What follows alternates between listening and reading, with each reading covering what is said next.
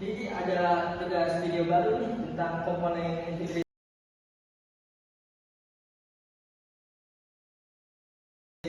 SIA.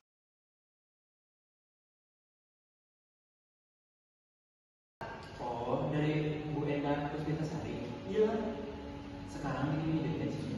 sekarang tapi nggak di sini di bikin videonya, tapi coba ke video dulu. Nah, sekarang pejamkan mata. Oke.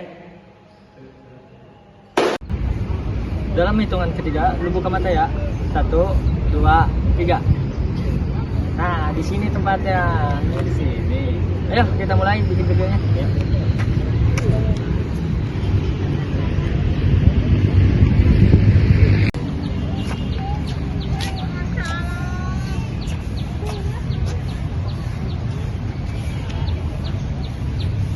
Di, lu serius amat belajarnya, lagi ngerjain apa tuh? Iya nih, lagi belajar sistem informasi akuntansi. Tapi gue masih bingung, Tur.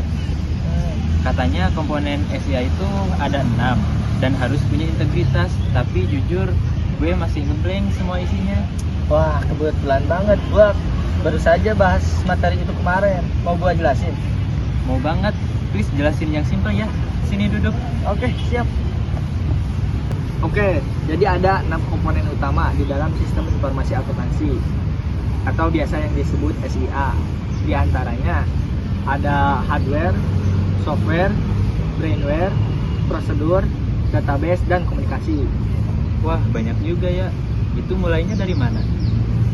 Kita mulai dari yang paling kelihatan dulu, yaitu hardware. Hardware adalah perangkat keras yang digunakan untuk menjalankan sistem informasi akuntansi.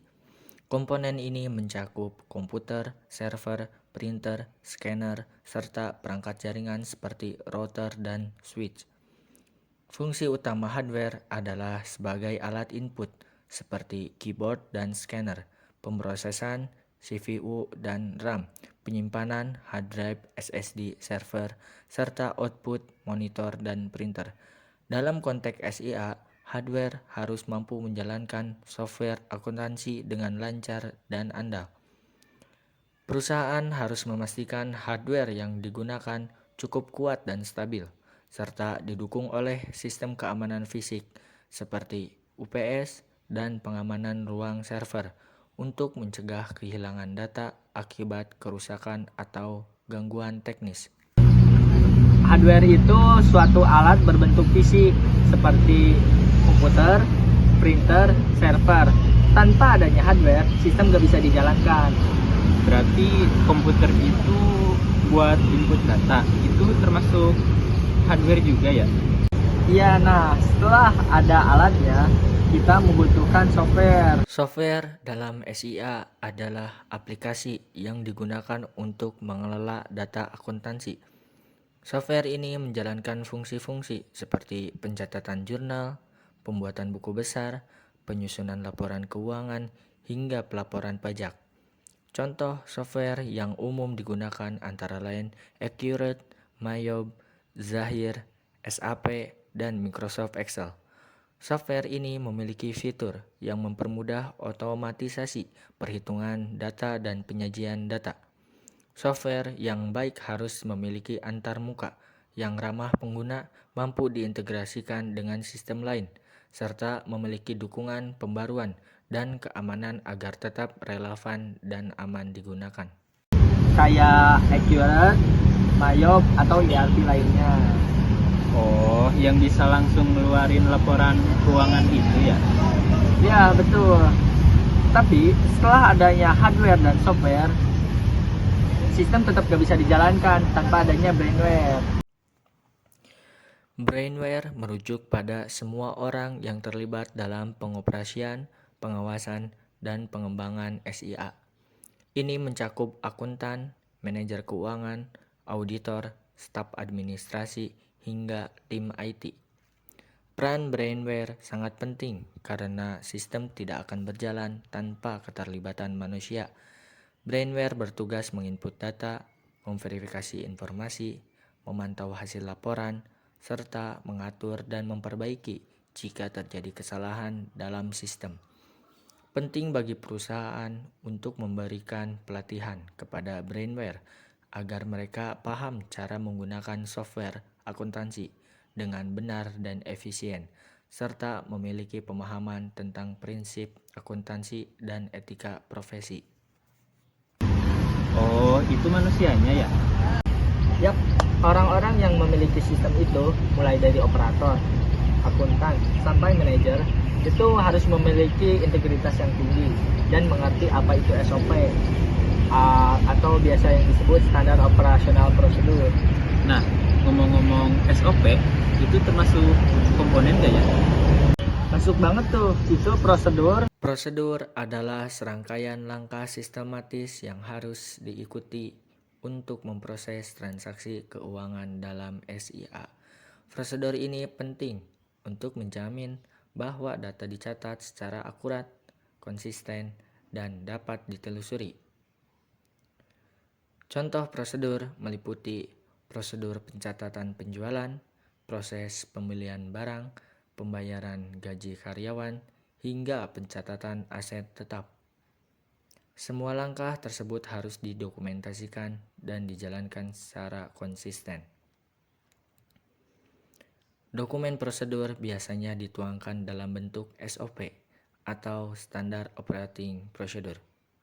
Prosedur yang baik juga mencakup mekanisme verifikasi, otorisasi, dan pengendalian untuk meminimalkan risiko kesalahan dan kecurangan. Atau aturan dan langkah-langkah kerja yang harus diikuti. Tanpa adanya prosedur, sistem bisa kacau. Berarti prosedur itu kayak jalur rel kereta ya, biar sistemnya nggak keluar jalur. Analogi yang bagus tuh. Sekarang kita masuk ke bagian database. Database adalah tempat penyimpanan terpusat untuk seluruh data yang berkaitan dengan transaksi dan informasi akuntansi. Data disimpan secara terstruktur agar mudah diakses dan diproses oleh sistem. Database dalam SIA dikelola menggunakan DBMS atau Database Management System seperti MySQL, PostgreSQL, SQL Server, atau Oracle. Fungsinya antara lain menyimpan data pelanggan, transaksi, jurnal, neraca saldo, dan laporan keuangan. Keamanan dan integritas database sangat penting.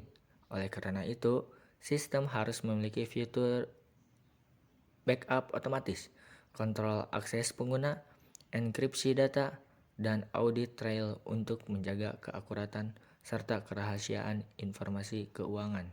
Database itu tempat penyimpanan semua data transaksi, bisa di server lokal ataupun cloud. Berarti kalau database-nya hilang, bisa gawat dong. Makanya perlu pengamanan dan backup yang rutin, karena data adalah nyawa dari SIA.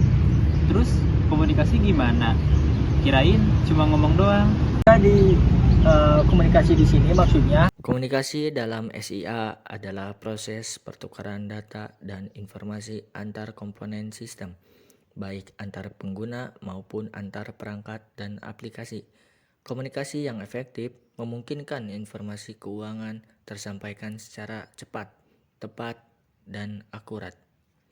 Dalam praktiknya, komunikasi ini dapat terjadi secara internal, antar departemen atau antar staf, dan eksternal dengan auditor, pihak pajak, atau pemegang saham.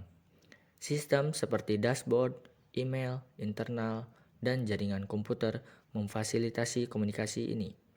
Komunikasi juga harus aman dan terpercaya, maka dari itu penting adanya penggunaan firewall, sistem login yang aman, dan kontrol akses agar hanya pengguna yang berwenang yang dapat mengakses informasi penting. aliran informasi antar bagian sistem, misalnya dari kasir ke akuntan atau dari sistem ke manajer, bisa melalui jaringan, email, ataupun mobile. Oh, jadi intinya kalau salah satu komponen itu rusak atau tidak berjalan, maka sistemnya bisa gagal total dong. Lu cepet nangkep juga ya. Nanti kapan-kapan kalau ada tugas simulasi SIA kita bisa kelompok bareng. Siap Pater, makasih ya udah bikin gue ngerti. Santai di ilmu itu kan harus dibagi biar manfaatnya luas. Tapi kalau di dunia nyata sistem SIA itu sulit gak sih diterapin? Tergantung tuh. Kalau perusahaannya punya modal dan SDM yang siap, implementasinya bisa lancar. Tapi tetap juga harus ada pengawasan dan pelatihan. Berarti penting juga ya punya audit sistem biar semua komponen berjalan baik. Tepat, audit SIA itu bisa memastikan prosedur berjalan lancar. Software nggak bisa diubah tuh sembarangan dan database tetap aman. Gue jadi pengen tahu lebih jauh soal ini. Mungkin nanti bisa kerja di bagian sistem keuangan atau implementasi ERP. Keren tuh. Yang penting kita harus kuasai dulu tuh konsep dasarnya. Dan jangan lupa teknologi terus berkembang. Kita juga harus adaptif. Makasih banget Tur, gue gak nyangka ngobrol santai gini bisa membuat gue tercerahkan. Siap, sama-sama. Sekarang udah ada jam mata kuliah tuh. Iya Kita nih. berangkat yuk. Yuk.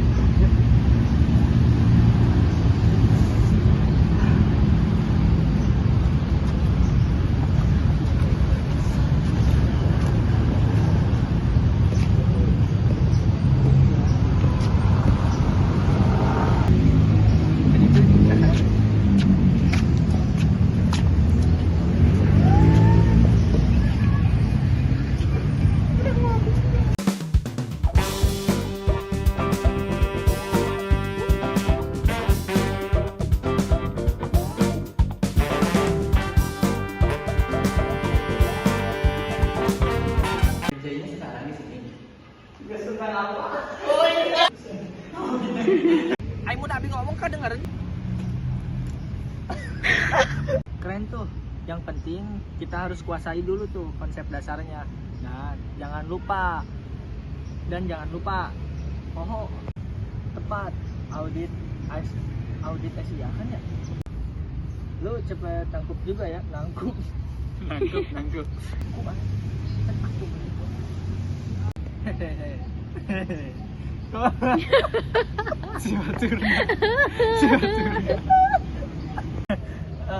Komunikasi di sini maksudnya